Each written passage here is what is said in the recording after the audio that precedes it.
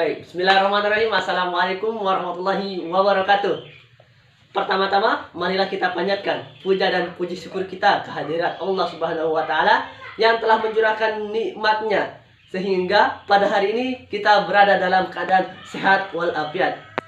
Kedua kalinya, salawat serta salam tidak lupa kita haturkan ke junjungan alam Nabi besar Muhammad Sallallahu Alaihi Wasallam yang telah membawa kita dari alam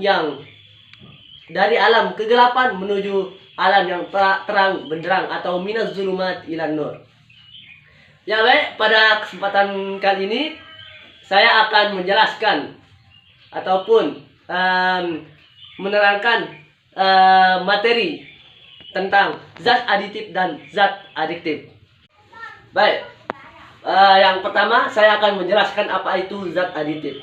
Zat aditif merupakan suatu bahan tambahan pada makanan yang bertujuan untuk meningkatkan kualitas makanan, meningkatkan daya tarik, dan mengawetkan makanan. Nah, zat aditif biasanya digunakan pada makanan kemasan. Contohnya pada makanan kemasan kaleng. Nah, berdasarkan bahan baku pembuatannya, zat aditif dibagi menjadi dua, yaitu zat aditif alami dan zat aditif buatan. Yang pertama, zat aditif alami.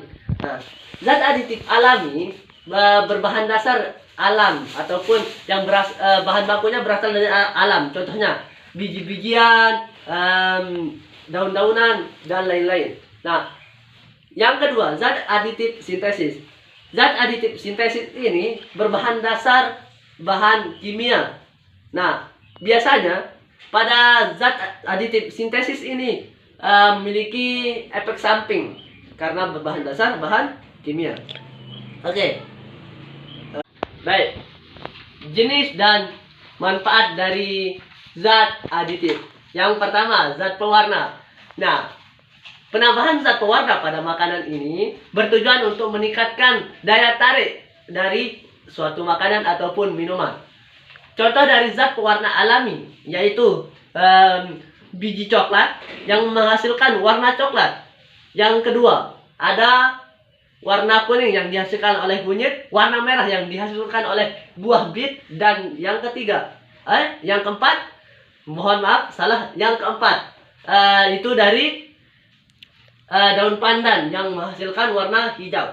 Nah, di sini ada juga pewarna buatan yaitu karoten, titanium dioksida, dan lain-lain. Yang kedua, zat pemanis. Nah, zat pemanis ditambahkan pada makanan bertujuan untuk menambah ataupun memberikan rasa manis pada makanan ataupun minuman tersebut. Nah, di sini zat pemanis alami bisa kita dapatkan atau bisa kita menggunakan perisa buah-buahan. Nah, seperti selain itu kita juga bisa menggunakan madu dan tebu. Nah, sedangkan untuk zat pemanis buatan ataupun zat pemanis sintesis kita bisa menggunakan natrium siklamat, dulsin, dan lain-lain. Nah, kita lanjut ke yang ketiga yaitu zat pengawet. Nah, zat pengawet ditambahkan pada makanan bertujuan untuk mengawetkan ataupun memberikan tahan lama pada makanan ataupun makanan tersebut. Nah, di sini pengawetan ini bertujuan supaya makanan itu tahan lama dan tidak ada bakteri ataupun jamur yang masuk dalam makanan tersebut. Nah, contoh zat pengawet ini ialah yang pertama yaitu kita bisa menggunakan garam ataupun gula pada pengawetan ikan asin. Nah, sedangkan untuk zat pengawet buatan kita bisa menggunakan asam nitrat dan lain-lainnya. Ya baik, yang selanjutnya yang keempat yaitu ada zat penyedap rasa. Penambahan zat penyedap rasa pada makanan ataupun minuman bertujuan untuk meningkatkan cita rasa ataupun kenikmatan pada suatu makanan dan minuman. Nah, contoh zat penyedap rasa yang berbahan alami yaitu ada bawang putih, bawang bombay, pala, cengkeh, dan lain-lain. Sedangkan zat penyedap rasa yang buatan di sini ada istilahnya MSG. Contoh dari MSG ini ada Royco, ada Masako, ada Sasa, dan lain-lainnya.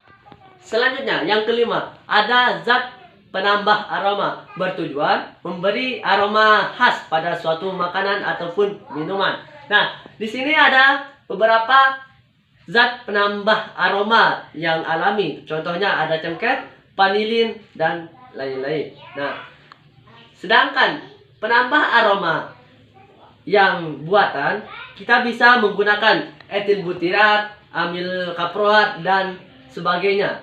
Nah, itulah beberapa jenis dari zat aditif. Ya, barusan kita sudah selesai membahas tentang zat aditif. Nah, yang pembahasan selanjutnya yaitu adalah zat adiktif. Nah, apa itu zat adiktif? Nah, zat adiktif merupakan zat yang bisa menimbulkan kecanduan ataupun ketergantungan bagi yang mengonsumsi zat adiktif ini. Nah,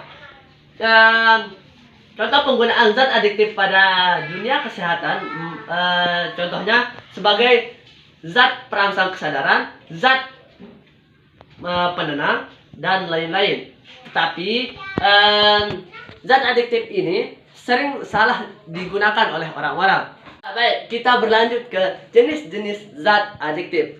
Jenis-jenis zat adiktif ini ada 3, yaitu zat adiktif golongan 1, zat adiktif golongan 2, zat adiktif golongan 3. Nah, yang pertama, zat adiktif golongan 1. Nah, zat adiktif golongan 1 ataupun jenis ini sering digunakan dalam ilmu pengetahuan dan tidak digunakan untuk terapi. Nah, kenapa zat adiktif golongan 1 ini tidak digunakan untuk terapi?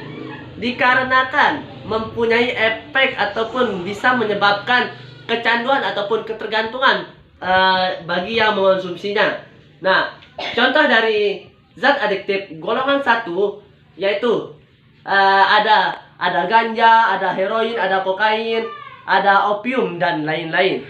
Kedua, zat aditif golongan 2. Nah, zat aditif golongan ini ataupun jenis ini bisa digunakan untuk pengobatan dan terapi karena tidak memiliki potensi yang menyebabkan ketergantungan bagi pemakainya. Nah, contoh dari zat aditif golongan 2 ini ialah petidin, morfin, dan lain-lain.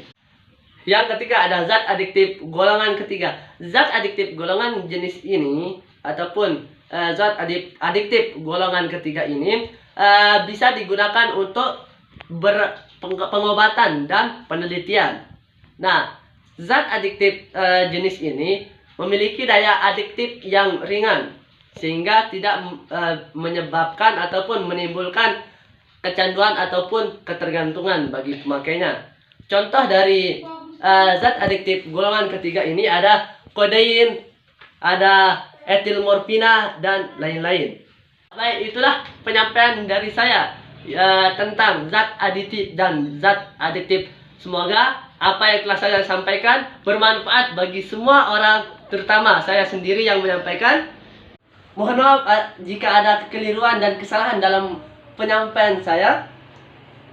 Mohon kurang lebihnya mohon maaf. Wabillahi taufiq wal hidayah. Wassalamualaikum warahmatullahi wabarakatuh.